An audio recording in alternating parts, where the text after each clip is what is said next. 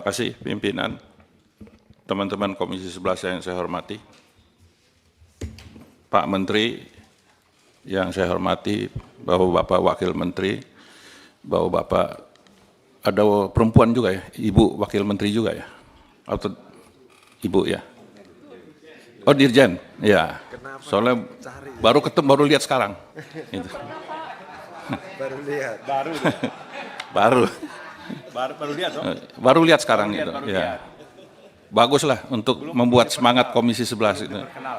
Soalnya yang di Komisi 11 ini banyak yang tua, jadi ya. Pertama-tama saya ucapkan selamat Pak Menteri atas penunjukannya sebagai Menteri Keuangan Republik Indonesia. Ya ini suasana baru karena kita hampir 20 tahun dipimpin oleh seorang perempuan. Dan terima kasih kepada Ibu Sri Mulyani yang sudah memberikan dedikasinya kepada bangsa ini dan bermitra dengan Komisi 11.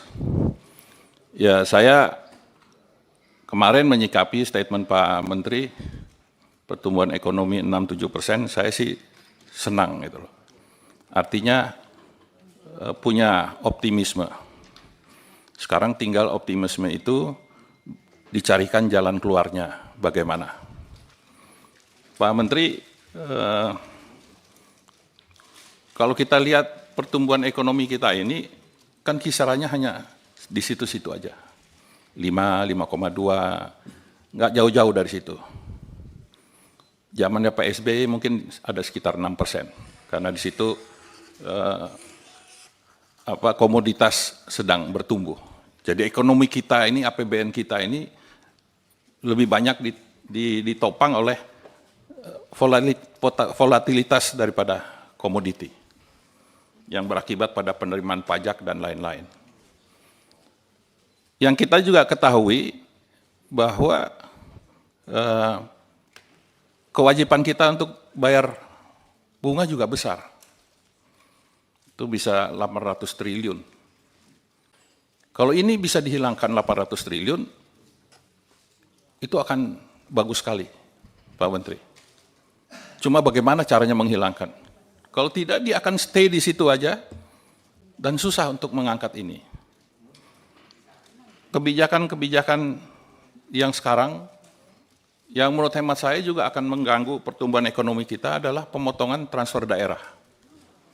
Transfer daerah itu tadinya 1.100 triliun, ya, sekarang cuma 680 triliun. Itu dampaknya besar sekali terhadap kegiatan di daerah. Makanya para kepala daerah sekarang pusing bagaimana mereka menambal APBD mereka. Memang cita-cita daripada reformasi dengan otonomi daerah itu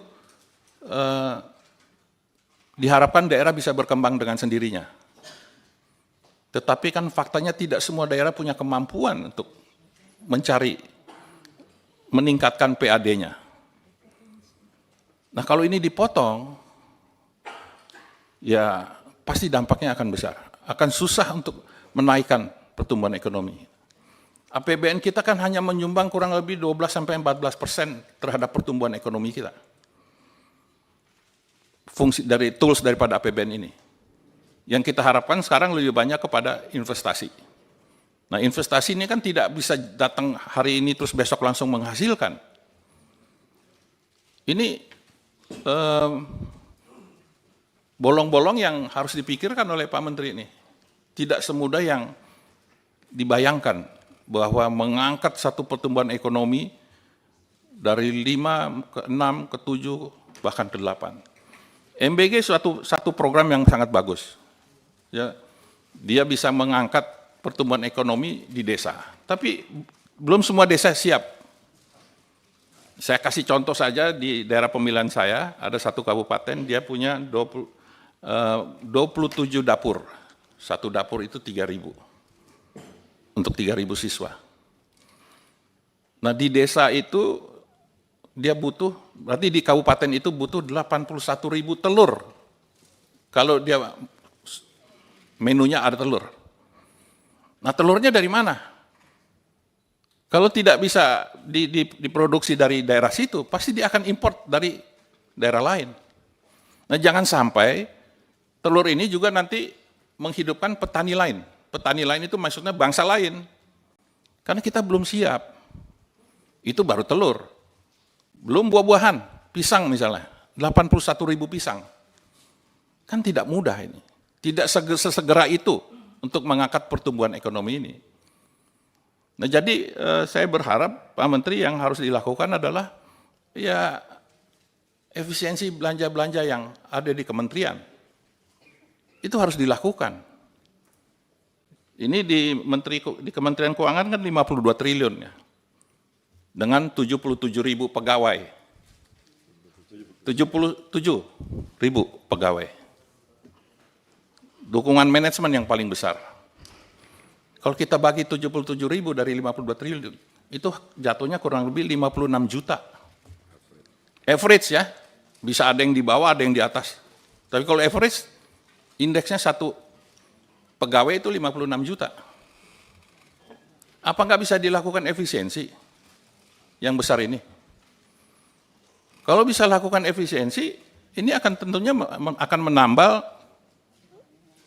kekuatan daripada APBN ini. APBN kita ini ruang fiskalnya tidak terlalu besar lagi. Karena sudah ada yang harus digunakan. Yang saya ingin sampaikan di sini adalah 20% anggaran pendidikan, Pak Menteri. Tahun 2025 ini 724 triliun. Tapi penggunaannya tidak tepat sasaran. Itu saya angkat Pak Menteri. 91 triliun untuk 64 juta siswa dasar, menengah, dan tinggi. 101 triliun untuk kedinasan, hanya untuk 13.000 orang. Ini tugas Pak Menteri sekarang menjalankan amanat konstitusi, pasal 31, di mana 20% itu untuk pendidikan, bukan untuk kedinasan, dan itu sudah dikuatkan dengan MK, sudah dikuatkan dengan PP nomor 18 tahun 2022 di pasal 80. Nah, saya berharap potret pendidikan kita di tahun 2026 ini Pak Menteri bisa lakukan perubahan, masih ada waktu. Kalau Pak Menteri usulan pendidikan aja nggak bisa melakukan perubahan, saya tidak melihat dia punya kemampuan untuk membuat 6-7%. Hal yang sudah diamanatkan oleh konstitusi saja tidak dilaksanakan. Potret pendidikan kita ini sangat menyedihkan. Kalau bisa Pak Menteri jalan-jalan deh, nggak usah jauh-jauh deh. Kalau ke dapil saya kejauhan. Ke Banten aja, masuk Lebak, masuk sana. Lihat aja sekolahnya. Nah ini kalau bisa kekuatan APBN kita itu yang bisa perbaiki itu pendidikan. Kalau ini tidak dirapikan, saya akan teriak terus, Pak Menteri. Selama saya masih di Komisi 11, pendidikan ini saya akan teriakin terus. Karena ini kita mempersiapkan Indonesia emas. Pak Menteri tahu anak-anak yang harus sekolah pada saat ini, yang tidak sekolah itu 24%. Karena tidak punya kemampuan. Tamatan SD hanya 22%. Yang S1 sampai S3 itu cuma 4,87%. Sisanya tamatan SMK, SMP, dan SMA. Terus kita mau harapin apa? Mau harapin bonus ekonomi. Dan saya berharap kita bicara di sini soal asumsi makro dan segala macam. APBN itu, kualitasnya yang kita inginkan.